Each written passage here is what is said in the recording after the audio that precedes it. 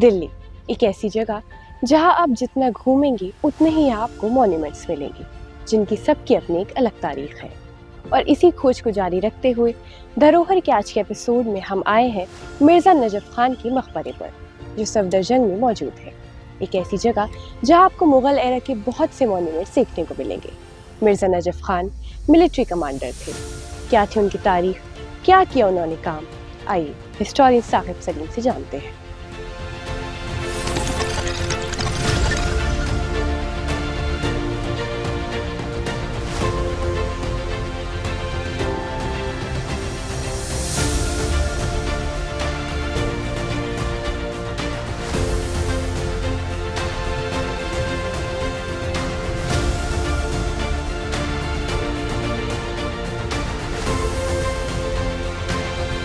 तो जैसे आज हम मिर्ज़ा नजफ खान के मकबरे पर आए, तो मैं आपसे सबसे पहले ये जानना चाहूँगी कि कौन थे मिर्ज़ा नजफ खान।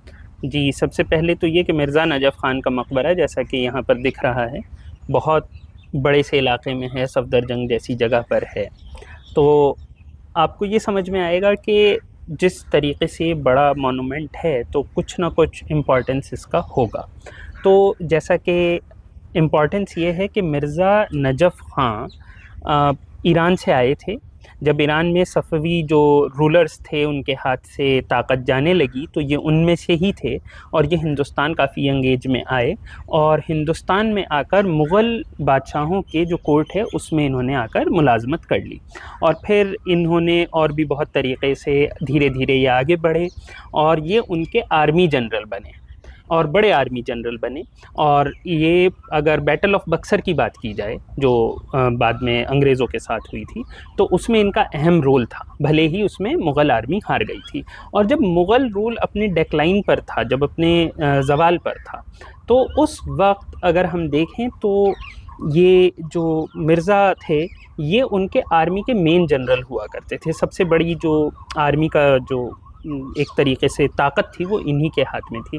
तो आप ये कह सकते हैं कि बादशाह के बाद जो सबसे इम्पॉर्टेंट पोजीशन थी सन 1700 आप मान लीजिए 65 से सन 1782 के बीच में, 1765 से 1782 के बीच में, वो इन्हीं के हाथ में थी। 1782 में इनकी डेथ हुई और उनका ये मकबरा है।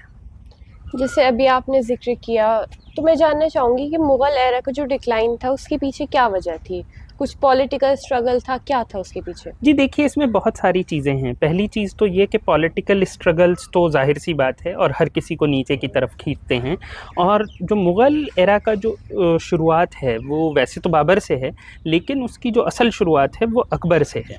और अकबर के बाद वो लगातार बढ़ते रहे औरंगज़ेब के वक्त तक। लेकिन औरंगज़ेब आलमगीर के वक्त में वो इतना ज़्यादा बड़ा एम्पायर हो गया था कि अपने आप उसे संभाला जाना लगभग मुश्किल हो गया था। मतलब उसके अपने इंटरनल कॉन्फ्लिक्ट्स बहुत ज़्यादा हो गए थे, जगह जगह रिबेलियंस होने लगी थी और उसे संभालना एक सेंटर से बहुत ही मुश्किल था। आपको ध्यान रखना चाहिए उस ज़माने में टेलीफोन नहीं था, उस ज़माने में रेलवे लाइन नहीं थी। तो अगर मान लीजिए आप दिल्ली में रहते हैं और महाराष्ट्र में रिबेलियन हो जाए तो आपको जाने में वक्त लगेगा, ख़बर पहुंचाने में वक्त लगेगा, फिर आपको पता चलता है पंजाब में रिबेलियन हो गई है, तो आपको एक वक्त लगता था।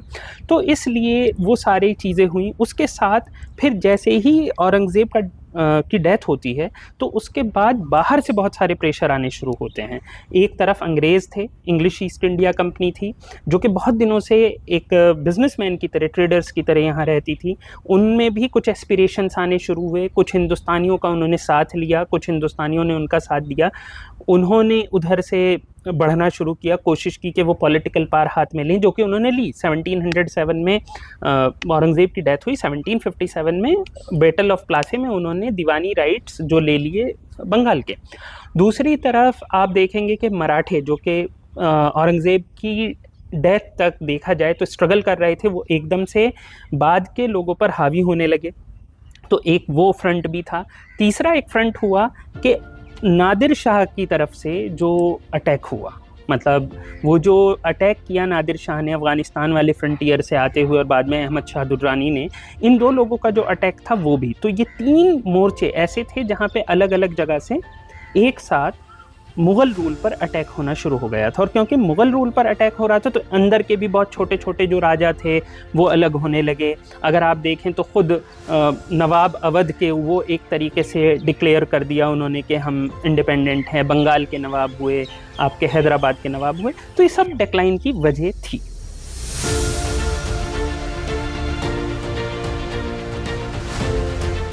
सर जैसे कि हम देख रहे हैं बहुत ही खूबसूरत जगह है, बहुत साफ़ सुथरी और बहुत बड़ा एरिया है। तो इस मकबरे के बारे में आप हमें कुछ बताइए, इसके डिज़ाइन के बारे में। जैसा कि ये दिख रहा है ये काफ़ी अच्छी हालत में नहीं है और ना ही ये लगभग पूरा बना हुआ दिखता है। तो आप अगर देखें तो ये बहुत बड़ा एरिया है, लगभग 90 स्क्वायर फीट से ज़्यादा की जगह जो है वो इसमें ज़मीन पर है, जिसका कि एक चौकोर स्ट्रक्चर है। जिस तरीके का स्ट्रक्चर आप देखें तो ताजमहल या सफदरजंग के मकबरे में, या फिर आपको वो जो बेस है वो कुछ वैसा ही है जैसा हुमायूं के मकबरे में भी नज़र आता है, यानी कि चौकोर।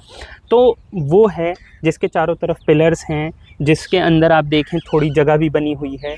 इसमें 2 कब्र हैं, एक कब्र नजफ़ खां की है, एक उनकी लड़की की है यानी कि फ़ातिमा की है, जो 1782 में नजफ़ खां की डेथ हुई थी, 1820 में उनकी लड़की की डेथ हुई थी। दोनों की कब्र ऊपर है, जिसके ऊपर छोटे 2 कमरे बने हुए हैं जो कि अंदर से मतलब मार्बल का स्ट्रक्चर है और वो काफ़ी छोटे हैं, 8 फीट और 9 फीट का उसका डायमेंशन है। और उसके बाद जो नीचे का जो है उसके बाद नीचे असली कब्र है। तो ये यहाँ का स्ट्रक्चर है, बेसिक स्ट्रक्चर है, लेकिन इसका एक पूरा स्ट्रक्चर नहीं है और इसके बारे में बहुत क्लैरिटी नहीं है कि वो स्ट्रक्चर बाद में डिस्ट्रॉय हुआ था या वो कभी बन ही नहीं पाया किसी वजह से। क्योंकि जिस ज़माने में 1782 में ये बन रहा है और 1820 में, तो वो मुग़ल दौर का वो वाला वक्त है जबकि स्टेबिलिटी नहीं है। तो आप कह सकते हैं कि ज़रूरी नहीं है कि पूरा बना भी था, लेकिन इस पर बहुत ज़्यादा क्लैरिटी नहीं है। क्योंकि जब अंग्रेज़ों ने इसे मार्क किया है अपनी राइटिंग्स में तो उन्हें ये इसी मतलब बहुत अच्छी हालत में नहीं मिला, उन्होंने इसे रूइंड स्ट्रक्चर लिखा। हाँ, ये ज़रूर उन्होंने बताया अपनी राइटिंग्स में कि यहाँ पर 2 पत्थर हैं जिन पर के लिखा है कि ये कौन लोग हैं, जिसमें कि नजफ़ खां के बारे में लिखा है कि अल्लाह के नाम से शुरू किया है कि जिसकी कभी मौत नहीं होती, ज़मीन आसमान जिसके हाथ में है उसका, और क्या कहते हैं, अली का मानने वाला जिसके हाथ में ज़ुल्क़रनैन है, यानी कि वो तलवार जो हज़रत अली की होती थी और जो बहुत बहादुर है, और वो जिसके साथ रहने वाले कभी भी हारे नहीं। मतलब एक वॉरियर का जो एक गुणगान होता है, जो कसीदा होता है, वो यहाँ पर लिखा है पत्थर पर।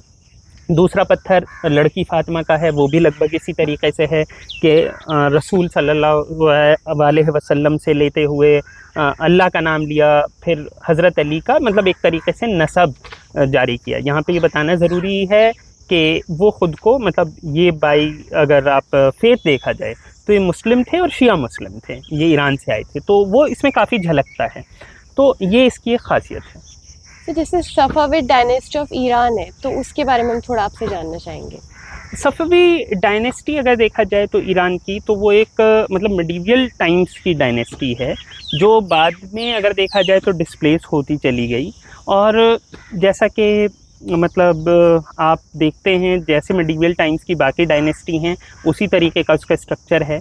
और ये ज़रूर है कि अगर आप हिंदुस्तान से उनके रिश्तों की बात करें तो मुग़ल दौर में उनसे हिंदुस्तान के रिश्ते हमेशा अच्छे रहे और मुग़ल दौर के बाद भी हमेशा अच्छे रहे।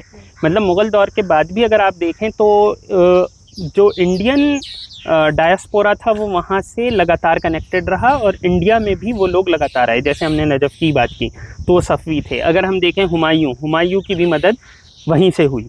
तो एक तरीके का लगातार मतलब कांटेक्ट बना रहा। सर इन्हें वकील मुत्तक़ल भी कहा जाता था, तो इसका क्या मतलब है? ये इसका मतलब ये है कि एक तरीके की पोस्ट है और इसका मतलब रेजेंट होता है ना अंग्रेज़ी में। और ये बस एक पोस्ट होती थी जिसका काम ये होता था कि किस तरीके से आपको पूरा एक तरीके से गवर्न करना है मुग़ल कोर्ट को। तो इसे मॉडर्न टर्म्स में समझाना थोड़ा सा मुश्किल होगा क्योंकि ऐसी पोस्ट अब नहीं होती है। तो जैसे मैंने पढ़ा है कि इनका अलीगढ़ से भी कुछ ताल्लुक़ था, ये तो उसके नाम से रिलेटेड कुछ इनका ताल्लुक़ था, तो उसके बारे में कुछ जानना। हाँ, ये ताल्लुक़ ये है कि असल में अलीगढ़ से अगर हम बात करें तो अलीगढ़ असल में कोल कहलाता था और वो फ्रांस और मराठा कोलैबोरेशन के अंडर एक पॉइंट पर था। तो वहाँ पर एक किला भी है जो कि बेसिकली फ्रेंच ऑक्यूपेशन का पार्ट था। तो वो जो सारी जंग लड़ी गई हैं, और क्योंकि उस ज़माने में अलीगढ़ बहुत दूर नहीं है दिल्ली से, तो वो सारी जंग में इनका हिस्सा था। और ये भी कहा जाता है, वैसे ये बहुत ऑथेंटिक नहीं है, कि ये भी कहा जाता है कि अलीगढ़ को जो अलीगढ़ नाम दिया है उसमें नजफ़ खां का रोल था। तो क्योंकि वो उन सारी जंग का पार्ट थे, और एक तरीके से जो वो स्ट्रगल्स हैं जो अराउंड अलीगढ़ हुई, फिर अलीगढ़ पर कब्ज़ा हुआ, फिर किस तरीके से वो अंग्रेज़ों के पास आया, फिर बाद में उसका गवर्नेंस लिया, तो अलीगढ़ नाम कोल से बदल कर अलीगढ़ लगभग उस ज़माने में हुआ। इस पर, या मराठों ने किया, इस पर मतलब थोड़ी बहस है, लेकिन जिसने भी किया, ये उस नजफ़ खां डायरेक्टली उन सारी स्ट्रगल्स का पार्ट है, उन सारी वॉर्स का पार्ट है जो अलीगढ़ पे कब्ज़े को लेकर हुई थी फ्रांस के और मराठों के साथ।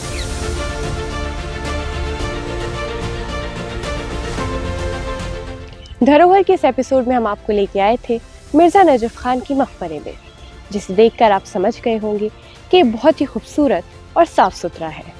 और मकबरों के हिसाब से हम इसे देखें तो यहाँ पे आपको काफ़ी सफाई देखने को मिलेगी। धरोहर के ऐसे और भी एपिसोड्स के लिए देखते रहिए आवाज़ टू वॉइस। कैमरामैन यथार्थ के साथ अमीना माजिद।